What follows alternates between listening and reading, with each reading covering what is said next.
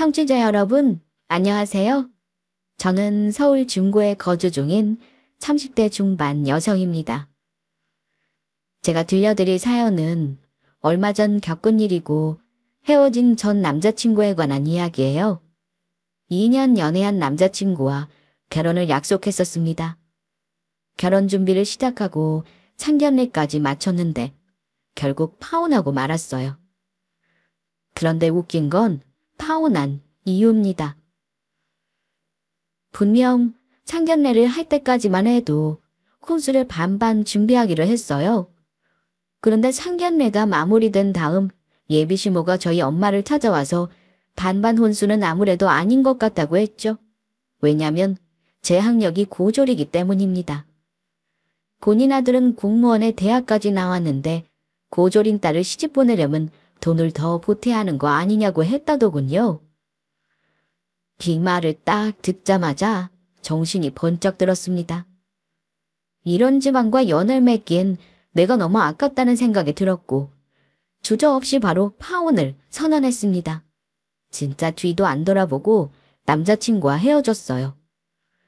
저는 지금도 제 선택을 후회하지 않습니다. 왜냐고요? 파혼했을 때 손해를 보는 건 제가 아니라 남자친구네 집안이기 때문입니다. 단지 고졸이란 이유 하나만으로 저를 무시했던 예비 시모. 사실 저는 그들이 모르는 엄청난 비밀을 가지고 있는 사람입니다. 대체 그 비밀이 뭔지 궁금하시죠? 그러면 지금부터 제 이야기 바로 시작할게요. 옛말에 이런 말이 있죠? 떡잎부터 다르다. 그렇습니다. 저는 어릴 때부터 남다른 아이였습니다. 일찍 경제에 눈을 떴다고 해야 할까요? 어릴 적 저의 꿈은 돈을 많이 버는 사람이었습니다. 다들 꿈이 뭐냐고 물어보면 보통 직업의 명칭을 말하잖아요. 저는 그냥 돈 많이 버는 사람이라고 답했습니다. 저희 부모님은 엄청난 구두쇠였어요. 뭐 지금도 그렇지만 전보다는 많이 유순해지신 편입니다. 아무튼 어릴 적 부모님을 보고 자라면서 행복의 기준을 돈이라 생각하게 된 거죠. 부모님은 돈이 있어야 하고 싶은 걸 할 수 있고 편하게 누리며 살 수 있는 거라고 말씀하셨습니다. 나중에 큰 행복을 위해 지금 당장 열심히 아끼고 살아야 한다고 하셨죠. 그래서 제 행복의 기준은 돈이 많냐 적냐로 나누어지게 됐습니다. 저는 한번 태어난 인생 행복하게 살고 싶다는 생각이 많이 들었고 행복해지려면 그만큼의 돈이 필요하다고 생각했어요. 그래서 어려서부터 저축을 생활화했고 어떻게 하면 내가 가진 돈을 불리고 더 많이 모을 수 있을까 그 생각을 많이 했습니다. 친구들은 연애소설이나 교과서를 살펴볼 때 저는 투자에 관한 책을 많이 살펴봤어요. 이때부터 관심 가지기 시작했거든요. 그러다 고등학생이 되었을 때부터 모아놓은 용돈으로 소액씩 주식에 투자하곤 했습니다. 처음에는 배우는 단계이고 아직 감을 익히지 못했기 때문에 많이 잃기도 했어요. 뭐 큰 돈은 아니지만 그래도 제가 가진 전부였기 때문에 저로서는 정말 큰 도전이었습니다. 돈을 잃고 또 얻기도 하면서 저는 많은 것을 배우고 더 성장해 갔어요. 그러던 중에 고3 대학 진학을 고려해야 하는 시기가 찾아왔습니다. 이때 친구들은 저마다 자신들의 진로를 찾거나 진지하게 생각하기 바빴는데 저는 딱히 대학에 가고 싶다는 생각이 들지 않았어요. 친구들 다 진지하게 고민하고 또 고민할 때 저는 굳이 대학에 갈 이유를 찾지 못하고 어떻게 하면 주식으로 더 많은 돈을 불릴 수 있을까? 그것에만 집중했습니다. 그런 제 모습에 담임 선생님이 크게 걱정되셨는지 부모님께 연락해서 제 진학 문제를 상의하셨어요. 하교하고 집에 갔더니 부모님께서 담임 선생님의 말씀처럼 정말 대학에 갈 생각이 없냐고 물으셨죠. 그래서 저는 조금의 고민도 없이 그렇다고 답했습니다. 너 정말 대학 안 갈 거야? 안 가. 딱히 뭘 하고 싶다는 생각도 없는데 굳이 대학을 왜 가? 그래도 대학은 나와야지. 돈만 있으면 들어가는 게 대학이야. 사회가 고졸을 얼마나 무시하는 줄 아니? 너 설마 대학 비용 걱정되어서 그런 거니? 다 그런 거라면 걱정할 거 없어. 엄마 아빠가 널 위해 들어놓은 적금 있으니까 그걸로 얼마든지 뒷바라지 해줄 수 있어. 그런 것 때문에 안 가겠다는 게 아니야. 굳이 갈 이유가 없는데 뭐하러 헛돈을 써? 난 대학 가는 대신 돈 더 많이 벌 거야. 진짜 한번 해보고 싶은 직업이 있었다면 여느 친구들처럼 대학에 진학했을 겁니다. 그러나 저는 딱히 하고 싶은 게 없었고 억지로 대학 졸업점 따려고 4년이란 시간과 돈을 버리고 싶지 않았어요. 차라리 그 시간에 나를 발전시키고 더 많은 이득을 취하는 게 낫다고 판단했습니다. 지금도 그때의 선택을 후회하지 않아요. 왜냐면 그때의 제가 있었기 때문에 지금의 제가 있기 때문입니다. 어릴 때부터 주식 공부하면서 많은 걸 배우게 됐고 뭔가 잘할 수 있을 거라는 믿음이 있었습니다. 물론 부모님 입장에서는 자식이 대학도 안 가고 돈만 벌겠다고 하니 답답하실 수도 있어요. 남들 다 가는 대학인데 저만 고졸로 남겠다고 하니까 걱정되기도 하고 속상하셨겠죠. 그때는 몰랐는데 나중에 커서 보니까 알겠더라고요. 친구를 만나던 지인을 만나던 우리나라는 자식 자랑하는 게 많잖아요. 저 집 아들이 어느 대학에 갔다더라. 공부를 그렇게 잘한다더라. 사자 직업을 얻었다더라 등등. 아마 부모님도 자식 자랑하고 싶으셨겠죠. 다른 집 자식들은 다 대학 가는데 본인 자식만 대학 안 가고 고졸은 않겠다고 고집을 피우니 그 속이 어떠했을지 짐작이 갑니다. 물론 자식 자랑하는 게 전부는 아니겠죠. 진짜 부모의 마음으로 사회에서 무시당하고 이탈될까봐 걱정되는 마음이 있었을 거예요. 그러나 이때 저는 너무도 확고했습니다. 저만의 신념이 강했던 것 같아요. 진짜 지금 생각해도 어린 나이에 무슨 배짱이었는지 모르겠습니다. 뭔가 일을 내려거든 이런 확고한 신념이 필요한 것 같아요. 부모님도 담임선생님의 걱정과는 달리 저는 아무렇지 않게 대학 진학을 포기했습니다. 무사히 고등학교를 졸업하고 그때부터 다양한 경험을 해보고 싶어서 이런저런 아르바이트를 시작했어요. 대학생인 친구들과 달리 저는 시간에 제약이 없었습니다. 그래서 할 수 있는 것들이 무궁무진했어요. 그렇게 많은 경험을 제 것으로 만들며 버는 돈을 거의 다 주식에 투자했습니다. 참, 부모님께서 저를 위해 들어놓은 적금 또한 잘 굴려보겠다며 제게 맡겨달라고 했어요. 이때 부모님도 참 대단하신 게 부족한 게 많은 딸인데 오직 저 하나만 믿고 큰 돈을 선뜻 내어주셨습니다. 주식이란 게 뭐 아니면 도잖아요. 잃거나 따거나 둘 중에 하나인데 제게 알아서 한번 굴려보려면서 통장을 건네주셨죠. 저희 부모님 정말 대단하지 않나요? 저는 그렇게 못할 것 같아요. 사실 제가 이렇게 잘 지낼 수 있게 된 결정적인 이유는 부모님의 도움이 컸습니다. 제가 아무리 주식에 소질이 있고 열심히 돈을 불린다 해도 부모님의 도움이 없었더라면 이렇게까지 성공하지 못했을 거예요. 지금도 많이 감사하고 있지만 이때도 부모님께 감사한 마음이 컸습니다.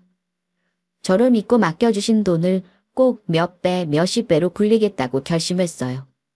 미친 듯이 주식 정보란 정보는 다 긁어모았고 밥 먹고 자고 아르바이트하는 시간을 제외하면 오로지 주식에 관련된 공부만 했습니다. 그렇게 5년을 죽어라 공부하고 집요하게 파고들었더니 어느 순간 제 손에 큰 돈이 들려있더군요. 제 나이 25에 또래들이 만지지 못할 돈을 갖게 되었고 그걸 또 열심히 불려서 더욱 큰 돈을 만들었습니다. 부모님께 받은 돈과 제가 불린 돈을 더 얹어서 돌려드릴 생각이었는데 부모님은 괜찮다며 거절하셨습니다. 앞서 말씀드렸다시피 저희 부모님은 엄청난 구도세입니다. 그런 분들이 제가 드리는 돈을 거절하실 리가 없죠.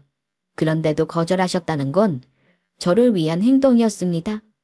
오로지 저만을 위하여 아껴가며 모은 돈이라고 하셨고 그건 부모님의 손을 떠난 돈이니 제가 알아서 해야 할 몫이라고 하셨습니다. 정 그렇게 미안하면 나중에 그걸로 더 크게 성공하는 모습 보여달라고 하시더군요.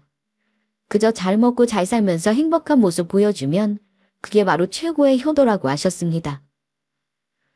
저도 한 번뿐인 제 삶을 행복하게 꾸려나가고 싶은 마음이 많았어요. 저희 부모님 역시 그런 제 행복을 빌어주셨고요. 부모님께 감사한 마음을 갖고 더 성장된 모습을 보여드리고자 정말 최선을 다했습니다. 그리고 마침내 제가 20대 중후반이 되었을 때 그간 불려온 돈으로 작은 건물을 하나 매입했어요. 그렇게 저는 젊은 나이에 건물주가 되었습니다. 그리고 나중에는 그 건물 1층에 작은 카페를 하나 차려서 소소한 행복을 누리며 살아갔습니다.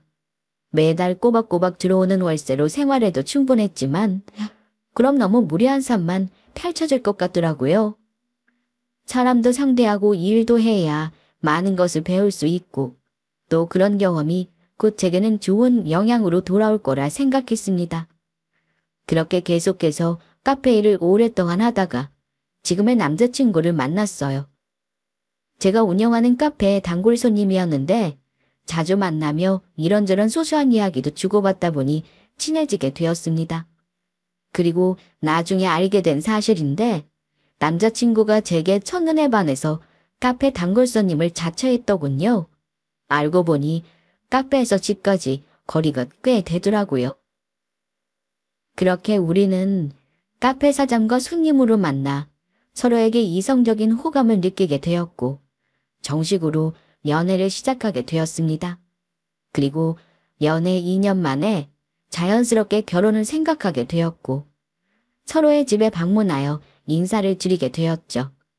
저희 부모님은 제가 좋으면 본인들도 좋다고 하셨습니다. 그저 서로 사랑하고 안정적인 직장 다니면 된다고 하셨죠. 여기서 남자친구가 점수를 많이 딴 게 직업이었어요. 남자친구는 공무원이었거든요. 부모님은 공무원인 남자친구를 참 마음에 들어 하셨습니다. 안정적인 직장이고 연금도 확보되어 있으니까 나쁠 게 없잖아요. 뭐 돈이야 제가 많이 갖고 있으니 큰 걱정을 안 하셨죠. 저 역시 그랬고요. 사실 뭐 직업이 중요하다면 중요하고 아니면 아닐 수도 있지만 저는 크게 중요하지 않았습니다. 저는 그냥 남자친구 자체만 보고 만났고 결혼을 결심했어요. 부모님도 제가 좋으면 상관없다는 주의셨기 때문에 저희 집에 인사드리러 온 건 큰 문제 없었습니다. 다만 제가 남자친구 집에 인사드리러 갔을 때부터 조금씩 문제가 드러나기 시작했어요. 그게 뭐냐면 예비 시모가 제 최종 학력을 듣고 표정이 싹 굳었다는 겁니다. 뭐, 고졸이? 학창 시절에 공부 안 하고 놀기만 했니? 아니면 집이 찢어지게 가난한 거야? 아니 돈만 있으면 갈 수 있는 게 대학인데 고졸이 웬 말이야? 엄마는 초면에 무슨 그런 말을 해. 공부 못하지 않았고 돈이 없어서 못 간 게 아니라 그냥 가기 싫어서 안 간 거야. 가기 싫어서 안 가기는 뭘 안 가. 갈 능력이 안 되니까 못 간 거겠지. 다른 사람들 다 가는 대학을 왜 안 가냐고. 옛날이야 고졸인 사람들 많았지만 요즘은 거의 다 대졸 아니니. 글쎄 그런 게 아니라니까. 그리고 학력이 뭐가 중요해. 결혼할 때 학력 보고 결혼하는 것도 아니고. 그건 아니지만 그래도 어느 정도 급은 맞아야 하잖니. 너는 4년제 나왔는데. 그게 뭐가 중요해. 좋은 대학 나온다고 다 잘 먹고 잘 사는 것도 아닌데. 처음 인사 나누고 밥 먹을 때만 해도 분위기가 나쁘지 않았습니다. 나름 화기애애했어요. 저희의 결혼도 꽤 긍정적으로 허락해 주셨습니다. 그러다 제 최종 학력을 듣자마자 웃고 있던 미소가 싹 걷어지면서 심각하게 반응하시더라고요. 솔직히 저는 이때 왜 이렇게까지 예민하게 받아들이실까 이해가 되지 않았습니다. 남자친구의 말처럼 학력이 그렇게 중요한 건 아니잖아요. 학력은 학력일 뿐 고졸이라고 다방끈 짧고 무식한 거 아닙니다. 저는 못 간 게 아니라 저번에 꿈을 펼치고자 다른 선택을 한 것뿐인데 그걸 이상하게 생각하시니까 조금 그렇더라고요. 이때 부모님께서 말씀하신 게 떠올랐습니다. 고졸이면 사회에서 보는 시선이 곱지 않을 거고 알게 모르게 무시한다고 하셨거든요. 이걸 두고 그런 말씀을 하셨구나 싶더라고요. 시모는 아무리 그래도 고졸인 거는 조금 그렇다면서 공부를 못해서 그런 거냐, 집안 형편이 안 좋아서 그런 거냐며 꼬치꼬치 깨물었고 남자친구는 처음에는 그게 무슨 실례냐면서 그만하라고 말렸습니다. 그러고는 공부 못한 거 아니고 집안도 평범하다. 본인이 상관없으면 그만이지. 왜 그런 걸로 꽂혀서 물고 늘어지냐며 그만하라고 했어요. 저는 시모와 남자친구 사이에서 어찌해야 할지 모르겠더라고요. 남자친구가 그만하라고 막 그러니까 시모는 더 이상 별말하지 않았고 나중에는 다시 좋게 결혼을 허락해준 분위기였습니다. 요즘 세상에 아직도 고졸이 있다는 게 믿기지 않아서 그렇게 반응했다며 제게 미안하다고 하시더군요. 지금은 어엿한 한 카페 사장인데 고졸인 게 뭐 대수냐고 하셨고 그저 둘이 좋으면 그만이라고 결혼을 허락해 주셨습니다. 그렇게 대강 잘 마무리되는 듯 싶었으나 아니었어요. 시모가 연기한 거더라고요. 속으로는 계속 고졸인 게 마음에 안 들었고 겉으로는 아무렇지 않은 척 결혼을 허락한 거였습니다. 저는 그것도 모르고 그냥저냥 잘 넘어갔다고 생각했어요. 그렇게 우리는 양쪽 집안에 결혼 허락을 받았고 그때부터 본격적인 결혼 준비를 시작했습니다. 일하랴 결혼 준비하랴 정신없는 나날들이 이어졌어요. 그러던 어느 날 하루는 엄마가 저를 불러놓고 이런 말씀을 하셨습니다.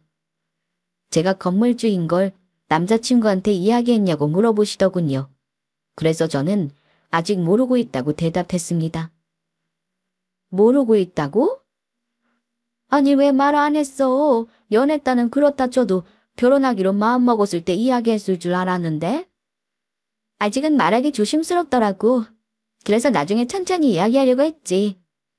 엄마의 말씀처럼 연애 때는 굳이 말하지 않아도 되지만 결혼을 결심한 순간부터는 이야기할 것도 한데 왜 말하지 않았냐고 궁금해 하셨습니다. 그래서 저는 말하기 조심스러운 부분도 있지만 시댁 식구들이 조금 염려돼서 말하지 않았다고 했어요. 제가 제일 신경 쓰이는 사람은 다름 아닌 예비 시모입니다. 이상하게 예비 시모가 돈에 연연하는 사람 같았어요. 그래서 제가 건물주라는 걸 알게 되면 무척이나 좋아할 것 같았고 조금이라도 떨어지는 콩고물 좀 없나 바랄 것 같았습니다. 제가 돈을 열심히 불리면서 알게 된 건데 돈은 참 정직하더군요. 돈을 통해서 사람의 손해가 확 드러난다고 해야 할까요? 그런 자세한 이야기까지는 엄마한테 말씀 안 드렸고 그냥 조심스러워서 나중에 기회 봐서 이야기할 거라고 했습니다. 그러자 엄마는 그냥 이야기하지 말고 비밀로 하는 게 더 나을 것 같다고 하셨어요. 어릴 때부터 저희 부모님께서 이런 말씀을 종종 하시곤 했는데 그건 바로 사람을 제대로 거릴 수 있는 방법은 돈이라고 하셨습니다. 주변에 있는 사람이 정말 내게 좋은 사람인지 아니면 검은 속내를 숨기고 접근한 사람인지 확실하게 알아보고 구별할 수 있는 방법은 돈이 정답이라고 하셨죠. 그때는 그 말의 깊은 뜻을 헤아리지 못했지만 성인이 되고 어느 정도 큰 돈을 만지게 되면서부터 그 말의 뜻을 뼈저리게 느끼게 되었습니다. 그래서 남자친구와 예비 시댁에게 저의 정체를 사실대로 밝히기 꺼려지더라고요. 남자친구를 많이 사랑했던 터라 조심스럽기도 했고 괜히 돈 때문에 우리 사이에 무슨 문제가 생길까봐 걱정되었습니다.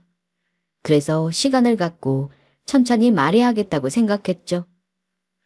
부모님 역시 아직 말하지 말고 조금 기다렸다가 나중에 천천히 이야기하는 것도 좋을 것 같다며 제 생각과 같으셨습니다. 그렇게 그들은 제가 어떤 사람인지 알지 못했어요. 그저 고졸의 작은 카페를 운영하는 것으로 알고 있었어요. 그러던 중에 상견례 날이 다가왔습니다. 저는 친정 부모님과 함께 상견례 장소로 향했어요. 잠시 후 남자친구와 예비 시부모도 도착했습니다. 우린 식사하며 이런저런 이야기를 나누다 결혼 이야기로 넘어갔는데 자연스럽게 혼수 이야기가 나왔어요. 사실 상견례를 하기 전에 남자친구와 저는 어느 정도 혼수에 관한 이야기를 나누었습니다.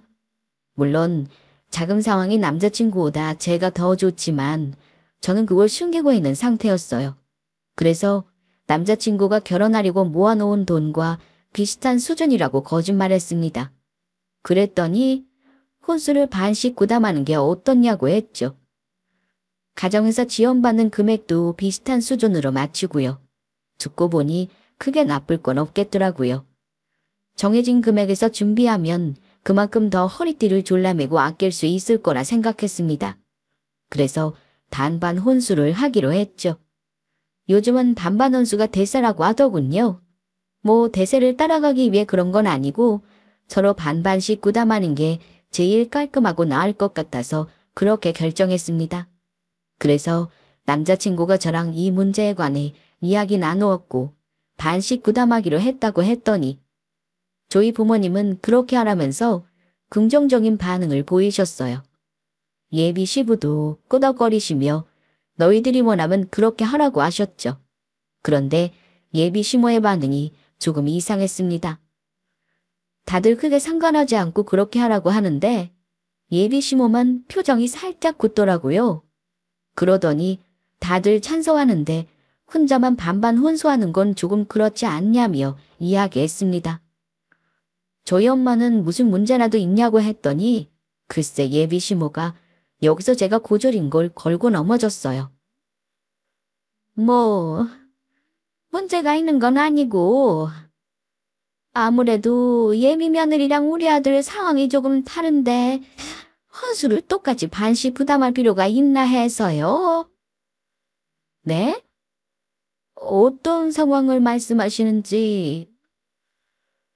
예비 시모의 말에 옆에서 잠자코 듣고 있던 남자친구는 예비 시모가 뭘 말하고 싶은지 아는 듯 했어요. 그래서 잠시 흠칫하더니 헛기침을 하며 그만하라는 눈짓을 보냈습니다. 그 행동을 보니 저도 대충 알겠더라고요. 어려서부터 돈 공부하고 여러 사람들 상대하다 보니 제법 눈치가 생겼습니다. 처음 남자친구 집에 인사하러 갔을 때 예비 시모는 제가 고졸인 걸 마음에 걸려 했어요. 뭐 다른 건 다 통과, 마음에 든다 이런 건 아니었고 그냥 봐줄만 하지만 고졸인 건 인정하기 어려운 듯 했죠. 남자친구가 상관없다고 난리쳐서 수그러지긴 했지만 여기서 그 이야기를 꺼내고 싶어 하는 듯 했습니다. 본인 아들은 4년제 대학 나오고 안정적인 공무원인 반면에 저는 고졸의 작은 카페나 하나 운영하는 사장으로 생각했으니 본인 아들이 아깝게 여겨졌겠죠. 아니나 다를까 예비 시모는 기어이 저희 부모님에게 제가 고졸이라서 아쉽다는 식의 마음을 내비쳤습니다. 솔직히 반씩 부담하는 게 맞는 건가 싶어요. 아무리 둘이 반씩 부담하기로 이야기 맞췄다지만 결혼이라는 게 다들 저들 마음대로 정하는 것도 아니고 우리 어른들이 아닌 건 바로 잡아줘야 한다고 생각해요. 이런 말씀드리기 조심스럽지만 저는 예비 며느리가 고졸인 게 조금 아쉽거든요. 아들이 하도 상관없다고 좋다고 하니까 더 이상 이야기 안 꺼냈습니다. 그럼 혼수는 달라야죠. 고졸이라도 어엿한 사장이고 위치도 두어서 장사가 나름 잘 된다고 들었어요. 그럼 혼수는 충분히 더 부담할 수 있을 것 같은데. 예비 시모의 말에 상견례장 분위기는 순식간으로 싸해졌습니다. 저는 예비 시모가 고졸인 걸 탐탁지 않아 하는 것을 알고 있었지만 저희 부모님은 아니었거든요. 괜히 속상해 하실까봐 이런 이야기 자체를 안 꺼냈습니다. 그런데 여기서 이런 말을 할 줄이야 상상도 못했죠. 부모님은 제 눈치를 살피며 난처한 표정을 지으셨고 남자친구는 이 상황을 어떻게 수습해야 하나 하는 표정을 지었습니다.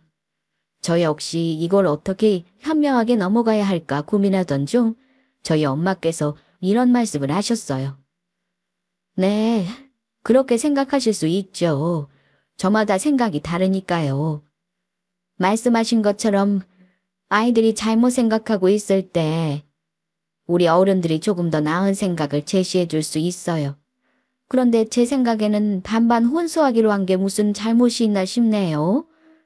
본인들이 좋아서 하는 결혼이고 그만큼 책임질 줄도 알아야 한다고 생각합니다. 부족하면 우리 어른들이 도와주면 그만인 거고요. 우선 아이들의 선택을 존중해 주시면 어떨까 싶어요. 문제를 해결하는 것 또한 자식이 이겨내야 할 몫이고요.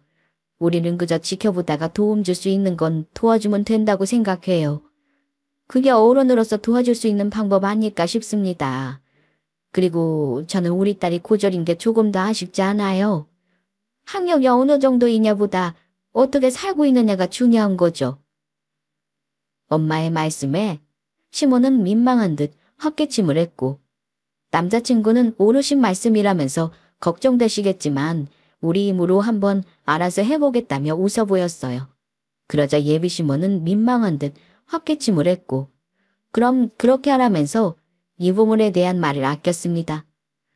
역시 저희 엄마예요. 기분 상하지 않게 자신의 생각을 현명하게 전달하셨습니다. 좋게 말해서 이거고 안 좋게 말하면 고졸인 게 뭐 대수냐. 우린 그저 입 닫고 돈이나 보태주면 되는 거니 아이들의 선택을 믿고 존중해주자 라는 뜻이었어요. 엄마가 예의 있게 시모의 생각을 꾸짖어 주신 것 같아 살짝 웃겼습니다. 남자친구는 더 이상 이런 이야기가 나오지 않게 황급히 다른 주제로 대화의 방향을 틀었고 예비 시모는 어떠한 혼수 이야기도 꺼내지 않았어요.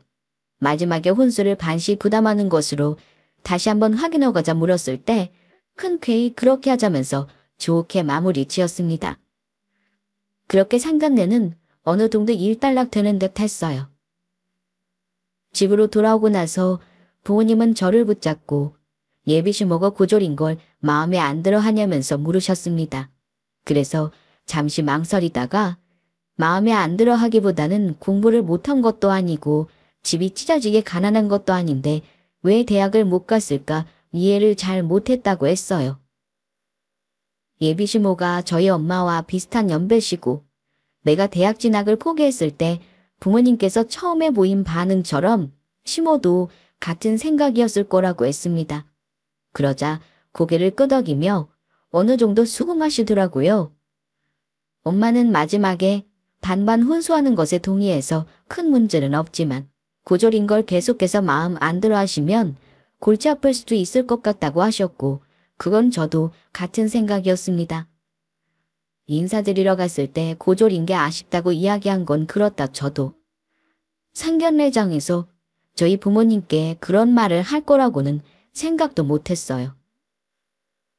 아무리 마음에 안 들어도 부모님께 직접적으로 그런 말을 하는 건 예의가 아닌 행동이라 생각됐습니다. 또 결혼 후에도 고졸인 걸 물고 늘어지지 말라는 법도 없고요. 그래서 남자친구에게 이 부분을 확실하게 매듭짓고 가는 게 좋을 것 같다고 했습니다. 안 그러면 알게 모르게 부모님께서 계속 마음에 걸려 하실 것 같고 저도 이 문제로 예비 시모와 관계가 안 좋아질까봐 걱정된다고 했죠. 그런 제 말에 남자친구는 무슨 말인지 이해했다는 표정을 지었습니다. 그러고는 본인이 책임지고 다시는 이런 말이 나오지 않게 해결한다고 했어요. 저는 정말 그렇게 할 수 있냐고 물었고 남자친구는 걱정하지 말라며 확신을 가지고 대답했습니다. 그래서 믿고 맡겼어요. 본인이 할 수 있다고 했고 그런 남자친구를 믿고 싶었거든요. 그렇게 며칠이 흐르고 남자친구는 예비 시모랑 이 문제에 관해 진지한 이야기를 나누었고 좋게 해결했다고 답했습니다. 앞으로 다시는 고졸인 걸 가지고 어떠한 말도 꺼내지 않겠다는 약속을 받아냈다고 했어요. 그래서 저는 그런 줄로만 알았죠. 그런데 그게 아니었습니다.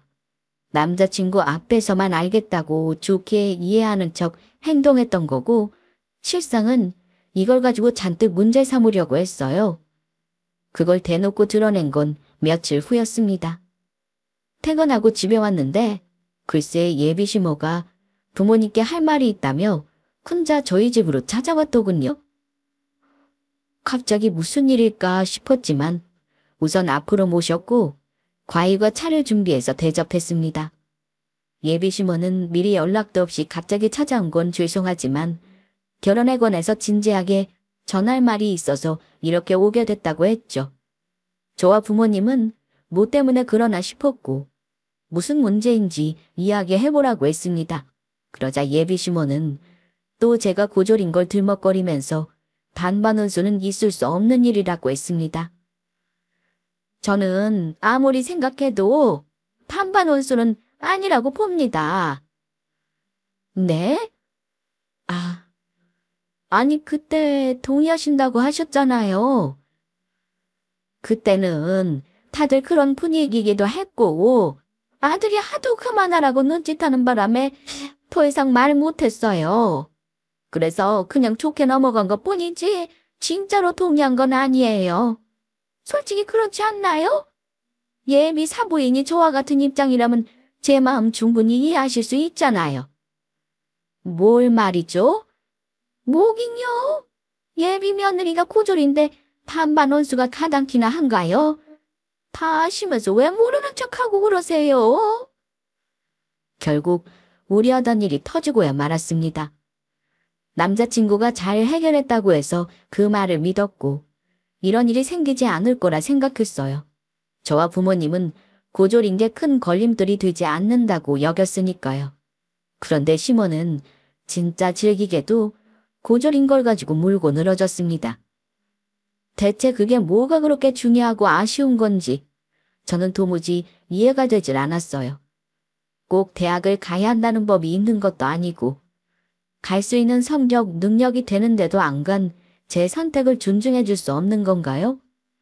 고졸이라서 돈을 못 벌고 있는 것도 아닌데 왜 이거 가지고 저희 부모님께 그런 말을 하는 건지 이해되지 않았습니다. 애초에 존중받으려 한 내 생각이 잘못된 건가 싶었죠. 예비시모는 옆에 남자친구도 없고 저와 부모님 뿐이니까 상견례장에서 보다 더 편하게 거르지 않고 말했습니다.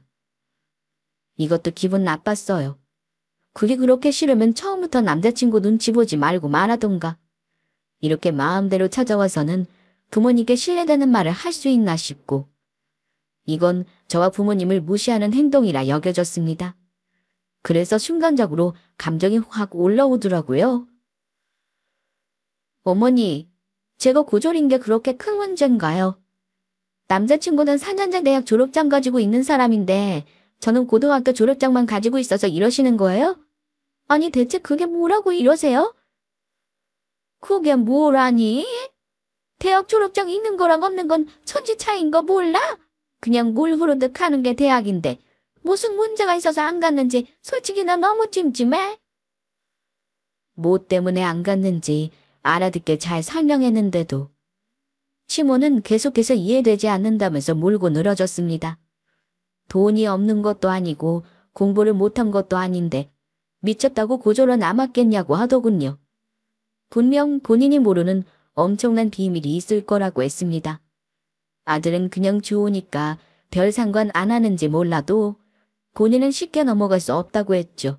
거기다 저는 고졸이지만 본인 아들은 4년제 대학 나오고 안정적인 공무원인데 솔직히 누가 더 아깝겠냐고 물었습니다. 남들은 안정적인 공무원 사위 얻고 싶어서 난리인데 저는 너무 쉽게 거저가는 거라고 하면서 이렇게는 결혼시킬 수 없다고 했어요. 겨우 고졸인 며느리 얻으려고 고생해서 키운 아들이 아니라고 했습니다.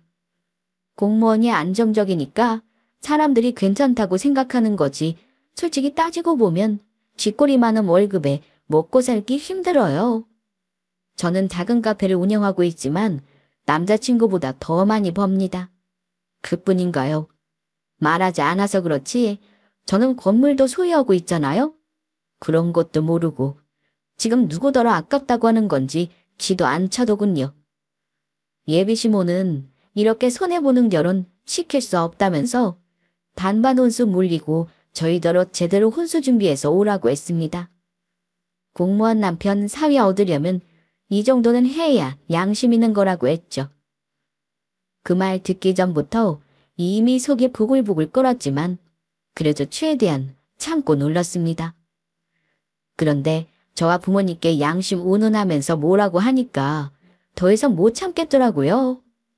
본인 아들이 귀하면 얼마나 귀하다고 우리 부모님께 그런 막말을 할 수 있나 화가 났습니다. 아무리 남자친구를 사랑하고 좋은 사람이라고 해도 이런 시모가 있는 집안과 연을 맺는 건 옳은 일이 아니라고 생각됐어요. 너무 화가 나서 내가 어떤 사람인지 어디 한번 보여줘야겠다는 생각도 들었습니다. 저희 부모님은 많이 가질수록 더욱 겸손해야 됨을 강조하셨고 어디 가서 내가 어느 정도 벌었고 건물을 소유하고 있다는 걸 과시하지 말라고 하셨습니다. 오만하게 굴어서 좋을 것 없고 나중에는 그게 다 화로 돌아온다고 하셨어요. 저도 그 말에 동의했기 때문에 늘 겸손한 마음으로 살고자 노력했고 사치 부리고 괜한 허영심으로 저를 갉아먹지 않으려 했습니다. 그런데 이런 사람이 계속 고졸 운운하면서 저를 무시하니까 안 되겠더라고요. 그래서 예비 시무한테 본인 아들이 뭐가 그렇게 잘났다고 사람을 무시하냐 따졌습니다. 아들이 공무원이라고 지금 요새 떠시는 거예요. 뭐? 요새? 너 지금 말 다 했니? 아니요. 아직 다 못했어요. 안정적인 거 빼면 공무원 좋은 거 없어요. 대학 4년제 나오면 뭐해요? 고졸인 저보다 적게 버는데. 어머님 아들이 귀하면 남의 집 자식도 귀한 줄 아셔야죠. 여기가 어디라고 저희 부모님께 그런 막말을 하실 수 있죠? 무슨 자식 가지고 장사하세요? 제 말에 시모는 기막힌다는 표정을 지으며 말을 얼버무렸고 얼굴은 순식간에 벌개졌습니다. 갑자기 확 열이 받았는지 자리에서 벌떡 일어나 저한테 뭐라고 막 쏘아붙였어요. 가방끈 짧고 배운 거 없어서 그런지 어른한테 버릇없이 군다면서 뭐라 하기 시작했고 대학 안 나왔으면 예의라도 잘 가르쳤어야지 대체 자식을 어떻게 키운 거냐면서 옆에 서 계신 부모님을 비꼬아댔습니다. 그러자 엄마도 더 이상은 못 참겠다고 생각하셨는지 지지 않고 시모에게 따지셨어요. 내 딸이 틀린 말 한 것도 아닌데 뭐가 문제냐고 큰소리 치셨고 남의 예의 운운하기 전에 본인 예의 없는 거나 생각하라며 전곡을 찌르셨습니다. 그러자 시모는 더욱 열받은 얼굴로 정말 이런 식으로 나올 거냐고 언성을 높였고 결혼이고 뭐고 확 뒤엎는 수가 있다며 협박까지 해댔습니다. 진짜 탐탁지 않은 며느리인데 아들이 하도 좋다고 하니까 어쩔 수 없이 허락한 거였다면서 그냥 이참에 파혼하고 더 좋은 며느리 드리겠다고 하더군요. 그래서 친정엄마가 엄청 비웃으시더니 그럴 수 있으면 어디 그려보라고 말씀하셨습니다. 아이고, 꿈도 야무지십니다. 어디 한번 열심히 살아보세요. 우리 딸처럼 더 좋은 며느리 드릴 수 있나? 참나, 겨우 고졸 딸 하나 가지고 있으면서 되게 있어 보이는 척하네. 저기요, 정신 차리세요. 우리 아들이나 되니까 고졸 승걸었다고 그러는 거예요. 고졸인 딸 데려가 준다는데 고마운 줄 알아야지. 나 같으면 낯작업들에서 처리라도 하겠다. 시모는 계속해서 부모님과 저를 자극했습니다. 사람이 정도라는 게 있는 건데 끝도 없이 비아냥거리면서 무시하더라고요. 대학 나오면 고졸인 사람을 발 아래에 두고 깔봐도 되는 줄 아나 봐요. 진짜 제가 이것까지 말 안 하려고 했는데 예비 시모의 최종 학력은 중졸입니다. 전에 남자친구한테 언뜻 들은 적이 있어요. 시모가 학력에 꽤 예민한 듯해서 슬쩍 물어봤는데 아니나 다를까 본인이 중졸이라서 괜히 더 학력에 집착하는 것 같더라고요. 어차피 이렇게 된 건 결혼은 물 건너갔다고 봐도 모방할 듯 보였습니다. 아무리 남자친구가 좋아도 시모가 있는 이상 이 결혼은 절대 안 되는 일이었어요. 부모님도 이렇게 수준 떨어지는 사람을 사돈으로 생각하고 싶지 않으실 테고요. 안 그래도 엄마가 이 결혼 할 거냐고 물어보시더라고요. 네가 하고 싶다고 고집 피우면 어쩔 수 없지만 조금이라도 흔들린다면 안 하는 게 맞다고 하셨죠. 그래서 저는 조금의 망설임도 없이 안 할 거라고 했습니다. 그 말을 듣자마자 엄마는 그럼 잘 됐다고 하시면서 시모가 너무 수준 떨어지고 마음에 안 들어서 우리 쪽에서 파혼하는 거라고 선언하셨습니다. 더불어 우리 딸 고졸이라고 자꾸 무시하지 말라고 경고까지 하셨어요. 아무리 생각해도 그쪽 집에 우리 딸 주기 너무 아깝네요. 그래요. 파혼합시다. 우리도 더 이상은 안 되겠네요. 그리고 자꾸 내 딸 고졸이라고 무시하는데 그러다 큰 코 다쳐요. 내 딸이 얼마나 능력 있는 애인지도 모르면서 학력으로 사람 우습게 보는 거 아닙니다. 능력 다 얼어 죽었네. 고졸의 작은 카페나 운영하면서 능력은 무슨. 이 사람이 정말. 아무래도 안 되겠다. 직접 두 눈으로 확인시켜줘야겠네. 자, 이거 보세요. 우리 앞으로 뭐가 있는지 그 눈으로 잘 살펴보시라고요. 엄마는 참다 서랍에 있는 매매 계약서를 가지고 오셨습니다. 그러고는 그걸 시모에게 보여주며 우리 딸 앞으로 있는 건물이 한 채 있다는 걸 다 밝히셨죠. 거기다 주식도 빠삭해서 모아놓은 돈도 꽤 된다고 했습니다. 매달 월세로 얼마를 받는지 그 돈을 주식으로 얼마만큼 굴리고 있는지 모든 걸 밝히자 시모는 못 믿겠다는 표정을 지었고 손으로 눈을 비비며 매매 계약서를 뚫어지게 살펴보더군요. 이제 아시겠죠? 우리 딸이 얼마나 능력 있는 사람인지. 대학 나오고 공무원이면 뭐 합니까? 우리 딸은 그깟 대학 안 나와도 이렇게 월세 받고 사는 건물주인데. 아니, 어떻게 이렇게. 내가 지금 꿈을 꾸고 있는 건가? 어떻게 네가 건물을 가지고 있을 수 있니? 이거 조작 아니지? 그래요? 고졸 출신이라 봐도 못 믿으시겠어요? 아니, 그렇다기보다는. 진짜 제 정체를 알게 된 시모는 그 후부터 태도가 싹 달라지기 시작했습니다. 갑자기 저와 부모님의 눈치를 살살 살피면서 행동이 공손해지더라고요. 눈빛부터 말투까지 세상 나긋나긋하게 나오더니 저더러 이렇게 중요한 걸 왜 이제서야 말하냐고, 진작 말했으면 이런 오해 없지 않았겠냐고 멋쩍게 웃으면서 말하더군요. 아줌마가 이런 사람인지 아닌지 제대로 걸러내기 위해서 말 안 했어요. 봐요. 말 안 하니까 학력 하나만 가지고 사람 무시하잖아요? 그동안 고졸이라고 뭐라 그럴 때부터 학력이 예민한 사람인 거 알고 있었어요. 아줌마 중졸이라면서요? 그래서 그런 거죠? 아니 그걸 네가 어떻게. 설마 우리 아들이 말했니? 네, 이야기 나누다 보니 어쩌다 알게 됐어요. 세상에, 고졸도 아니고 중졸, 저보다 더 가방끈 짧으면서 그동안 잘도 무시하셨네요? 저도 궁금한 게 있는데 고등학교 못 간 이유가 공부를 못해서 그런 거예요? 아니면 집이 찢어지게 가난해서인가요? 아니, 그건. 저도 아줌마가 제게 막말하고 무시했던 것처럼 똑같이 굴었습니다. 그러자 잔뜩 당황한 표정으로 어쩔 줄 몰라 하시더군요. 이걸 바로 역지사지라고 하죠. 본인은 저보다 가방끈이 더 짧으면서 누가 누구를 무시하는 건지 더 이상 가방끈 짧은 사람과 말도 섞기 싫다면서 거의 내쫓다시피 내보냈습니다. 아줌마는 제가 건물주라는 사실 알고 나서부터 저 자세로 나왔어요. 약간의 오해가 있었다, 기분 상했다만 미안하다, 서운한 감정 풀고 이야기 나누자며 계속 귀찮게 굴었죠. 그러나 저는 이미 파혼하기로 마음먹은 상태라 소용없다고 딱 선을 그었고 남자친구에게도 이별을 통보했어요. 이때 남자친구가 많이 힘들어하긴 했지만 제가 이렇게 결정 내렸다고 하니 더 이상 붙잡지 않았습니다. 남자친구가 생각해도 본인 엄마가 한 짓이 너무 부끄럽고 얼굴 볼 면목이 없으니 그랬던 것 같아요. 그렇게 우리는 파혼했고 각자 서로의 일상을 돌아갔습니다.